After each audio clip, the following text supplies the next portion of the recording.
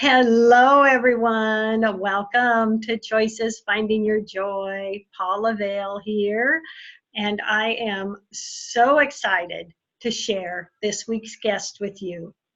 I have with us today Dr. James Gordon. He is the author of The Transformation: Discovering Wholeness and Healing After Trauma. He is the founder and executive director of the nonprofit Center for Mind-Body Medicine in Washington, D.C. Dr. Gordon is a Harvard-trained psychiatrist, former researcher at the National Commission of Complementary and Alternative Medicine Policy, and a clinical professor of psychiatry and family medicine. He has done so much and has so much experience. So first off, I want to say, welcome, doctor. Thank you so much. So happy to have you with us. Thank you, Paula, for having me on. Oh, I am just thrilled. Thank you. Just thrilled. Well, first off, I would love to have you share a bit of your professional background and tell us about the work that you do at the Center for Mind-Body Medicine. Sure, I'd be happy to. I started the Center for Mind-Body Medicine in 1991, and the idea was to bring self-awareness, self-care, and group support into the center of all healthcare, the training of all health professionals, and the education of our children, and to create a healing community and a community of healers. So in a sense, this broadcast and reaching out to people with whom you're connected is an invitation to be part of that community of healers. We've done a great deal of work and over the last teaching people in communities all over the United States and around the world, this model of self-awareness, self-care, and group support, the very same one that I describe and teach step by step in transformation. Much of our work for the last 20 years has been with whole communities that have had to deal with wars, terrorist attacks, school shootings, climate-related disasters, poverty, and historical trauma.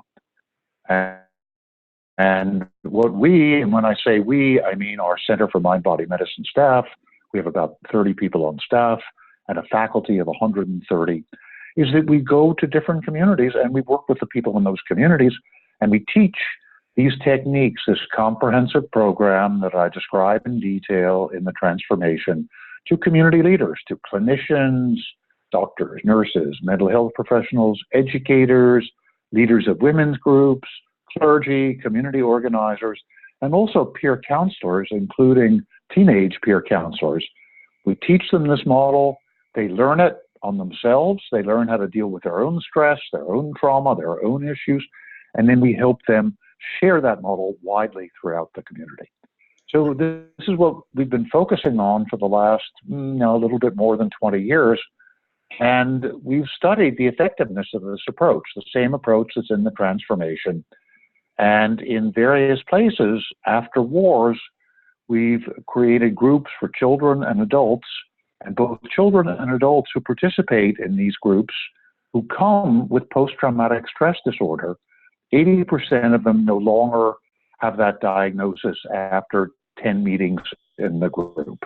And those gains hold at 3, 7, 10 months follow-up. So it's a comprehensive approach, and it balances out the disturbance in biology and psychology that trauma and stress cause, and it helps people recover their balance, it helps them become more resilient, and also gives them an opportunity to explore new options for their lives. So that's what we do at Center for Mind-Body Medicine, and our work keeps growing. It's unfortunately, the need for it is only increasing. Yes, yes. And I just have to give you a heartfelt thank you for all the lives that you're affecting, Doctor. Wow, that is just amazing. It's just a beautiful thing that you're doing. And I have to say, I absolutely love your book. I cried a few times. Great. I'm going to show you, actually, I'm going to show you, we will send you the hard copy. You're reading the galleys because you got those early. This is the hard copy. This is what it looks like. And we're very pleased with how it looks because this calla lily that's blooming is really a kind of symbol of the regeneration that can happen after we've been traumatized. So well, here it is. I have the hard copy as well. It's available. Publication date was just 2 days ago. It's amazing. Yeah, be happy to send it to you. I actually already have a copy. I have both copies. So it's just that the hard copy I have at home. Oh, you do? Good. Okay. I have marked pages. I've made notes. I absolutely loved it. And I would love to mention something that I really loved about the book, Dr. Gordon, was where you talked about soft belly and the importance of breathing. I would love to have you share a little bit of that. I just thought that was so fantastic. My whole life, sure, I've been a big advocate of long, deep breaths. Yeah, this is a fundamental technique, which I learned maybe 45 years ago from a wonderful teacher named Stephen Levine. It's very, very simple. It's non-denominational. You don't have to change your religion or put on different clothes or go anywhere special or pay any money. All you need to do is sit comfortably, and maybe our viewers can do that as we do this. Sit comfortably, perhaps close your eyes to remove some external stimulation. Breathe in through your nose and out through your mouth with your belly soft and relaxed, breathing deeply, being aware of the breath coming in through your nose and then going out through your mouth. This is a very relaxing way to breathe. Perhaps saying to yourself, soft as you breathe in, and belly as you breathe out, and feeling your belly relax as you do this. Keep on doing this for a moment and I'll explain a little bit more. This is technically a concentrative meditation. We're concentrating on the breath, on the words soft and belly, and on the feeling of relaxation in our bellies. It quiets the fight or flight response. It's the antidote to the stress response. When we're under stress, when we've been traumatized, our blood pressure goes up, our heart rate goes up, the big muscles get tense, digestion is difficult. Soft belly breathing slows heart rate, lowers blood pressure, relaxes muscles, improves digestion. It quiets areas of the brain responsible for fear and anger, and a portion of the brain called the amygdala, A-M-Y-G-D-A-L-A, in the emotional brain. And breathing like this, slowly and deeply with the belly soft and relaxed, stimulates activity in the frontal part of our cerebral cortex, in areas of the brain responsible for self-awareness, thoughtful decision-making, and compassion. So this particular technique brings us back into balance, physiologically, psychologically. We should come back and feel at home in our bodies and quiet and calm in our minds. And it's easier to reach out to other people. You can open your eyes now. Simply doing this, we did it maybe 2 or 3 minutes now. I don't know about you, I feel a little more focused, a little more relaxed, a little easier. I suggest doing this 3, 4, 5 minutes at a time, maybe 2 or 3 times a day. This is foundational. By itself, this can help you change your life. I've had many, many people who've learned this with me, either from the transformation from the book or in a workshop, who say to me, this was the beginning of my healing. I realized for the first time that I could really do something to make myself feel better, that it's simple, It's easy to do. It's under my control. I can do it. I don't need any help from anyone else. And I can do it whenever I want.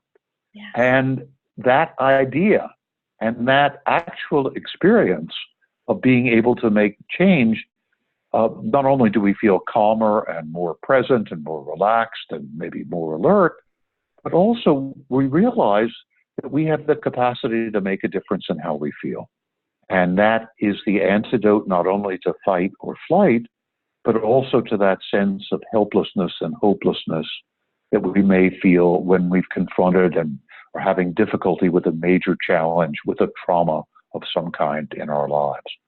And once we're able to get comfortable doing soft belly breathing, then all the other techniques that I teach in the transformation, there may be 20 or 25 of them, become so easy to use because it's this relaxed moment-to-moment awareness that opens the door to using our imagination, to getting more friendly with our body, to connecting with other people, to using other techniques to express what's going on inside. So I'm glad you mentioned soft belly. It's the basis for what I teach and everything that we can do to help ourselves. Oh, I just fell in love with that and was so excited. And it's so exciting that it's so simple, but yet so powerful. And it's so and that's really important. Sometimes it's hard to believe. I was just talking with one of our faculty who's in Louisiana, and she works a lot with girls who've been trafficked. That is, girls who were young girls, teenage girls who are working as prostitutes and are sort of being brutalized often by the pimps who control them.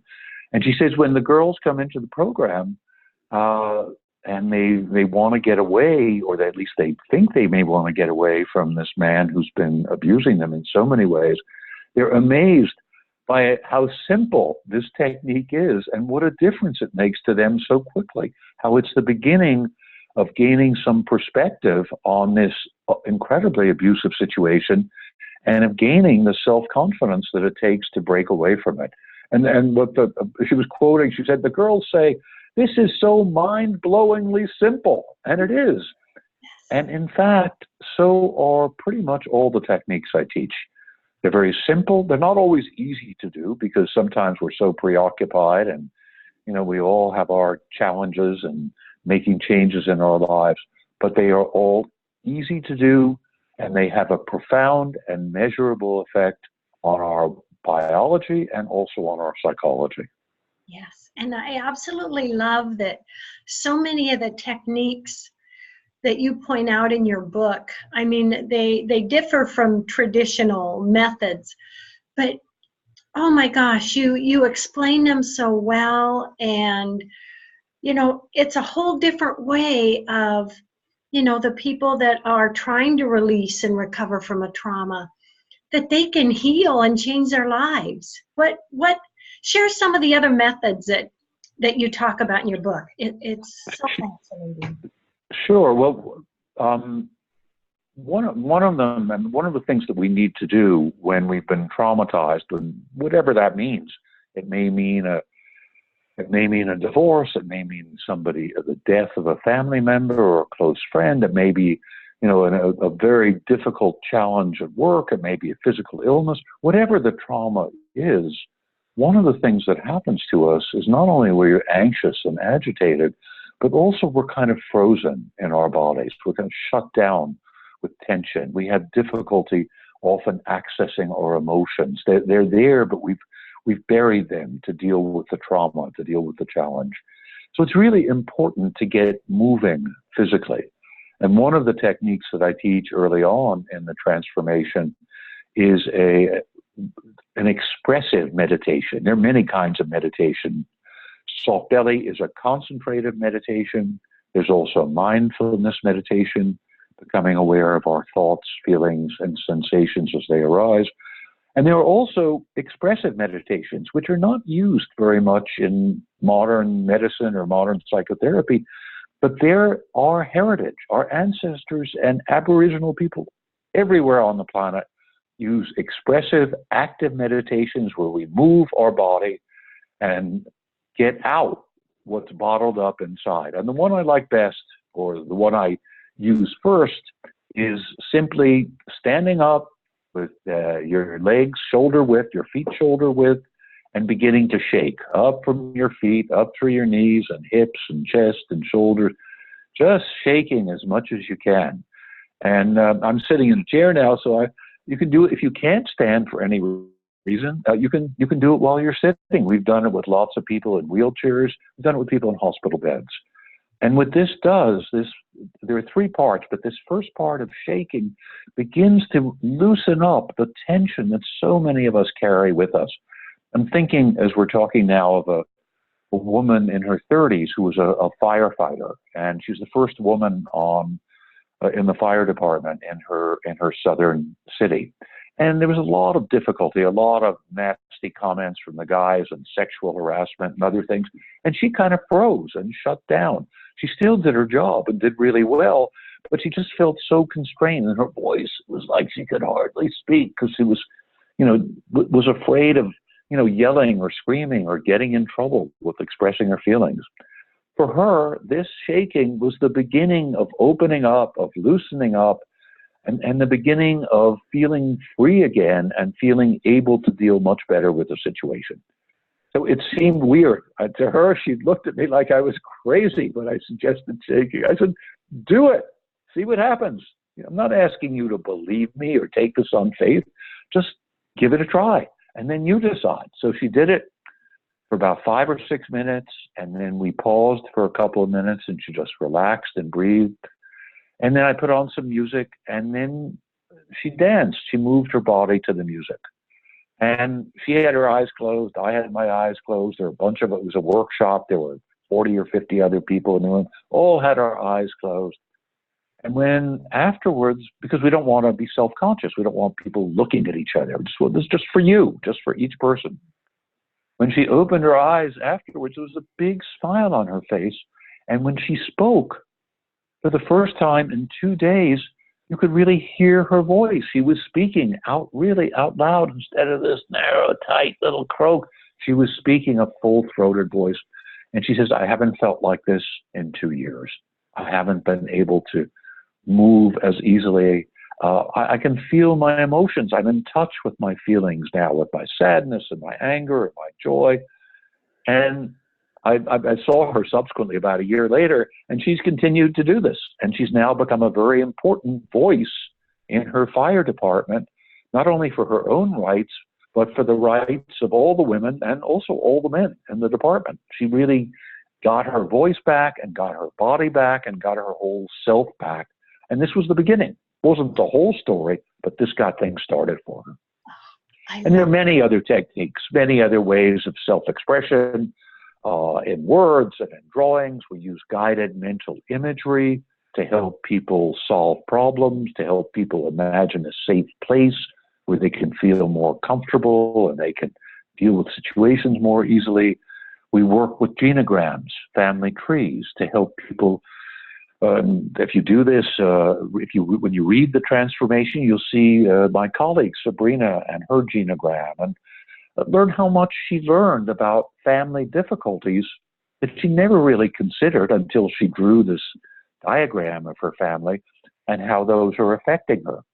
And she's also continued to use the genogram to deal with issues in the family as they come up, as they inevitably do in our families, and also when other challenges come up in her life, to look to the genogram. Who can I go to for help in dealing with this challenge in my life? Either go to actually, get on the phone with the person, or in my imagination. And for Sabrina, it was her grandmother.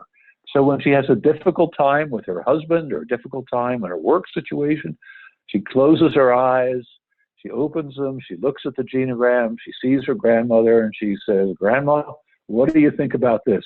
And the answer comes to her imagination. It's there, and all of us have this capacity. And the transformation is designed to maximize our imaginative capacity to help ourselves, to make it possible to make really good friends with our body, to connect more easily with other people, and to use our intelligence in a way that benefits us and potentially benefits others. Yes.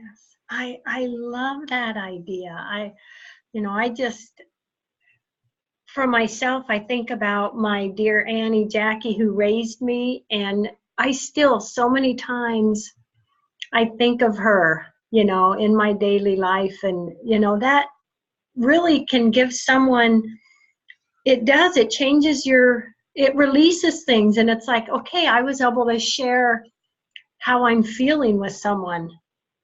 It's really, That's great. That's great. And it's great that it came to you spontaneously. A lot of people, me included, it didn't come spontaneously. But when I did the genogram, and when same thing for Sabrina, when she did the genogram, there it was. So some of us have those connections that come, and sometimes you can just close your eyes and ask, oh, who should I be in touch with? And that's another way. That's simply just closing your eyes and saying, okay, I'm having this difficult situation. Who do I call, or who do I think about, or what could they tell me? And sometimes the answers will come just like that, just by trusting your imagination, as you have. Sometimes it's helpful to do the family tree, do the genogram, and look at the genogram and ask the genogram. That is a great technique. Yes. So out of your techniques, what would you say are your favorite of the self-care techniques that you talk about? It depends on what's going on in my life and the time of day. I use different ones at different times. I would say that 3, whenever I'm feeling tense, or I better do it all the time. I'm feeling tense or irritable. Just taking a few deep breaths and relaxing makes everything so much easier. The other one is, I do love the shaking and dancing. Whenever I'm tense, or I find myself angry, or I can feel, my body shutting down, I'll do some shaking and dancing. My medical students at Georgetown, when they have an exam, they go in the men's room or the women's room, they go into a stall, they close the door, and they start shaking for about 5 minutes. They go out, they take the exam, they say, much easier, I did much better, I wasn't so worried about it. So shaking and dancing. And then also I use wise guide imagery very often. And this is, people can read about, have the full script and the transformation, but basically it's doing soft belly breathing for a while, relaxing, imagining that you're going to a safe or comfortable place, wherever that may be, one you actually know or one that just comes to you in the moment. And then when you're in that place and are relaxing and comfortable in that place, allowing a guide to come to you. It may be a person or a figure from scripture or a figure from a book, could be an animal of some kind, an insect, a bird. And when that guide appears, asking a question, whatever question's on your mind. It could be a big, momentous question. What should I do with the rest of my life? Or it could be something much smaller. What should I do with this evening? Or how do I deal with my kid who's having trouble in school, and how can I help her out? And then you have a dialogue with this guide. Now, people say, well, I'm just imagining this guide. I say, yeah, exactly. You're using your imagination. Some people call it imagination. Some call it intuition. Some say it's from the unconscious. Some people would say it's a visitor from the spirit world. It doesn't make any difference how you think about this guide. Just whatever is useful for you, whatever way is useful. And just, again, it's an experiment. Do the experiment. Ask the guide for assistance. Have the dialogue with the guide. Keep on asking questions so that you get clarity in your answers from the guide. And after you've done that for 5 or 10 minutes or so, you can thank your guide and return to your safe place, return to slow, deep, soft belly breathing, and bring your intention back in the room.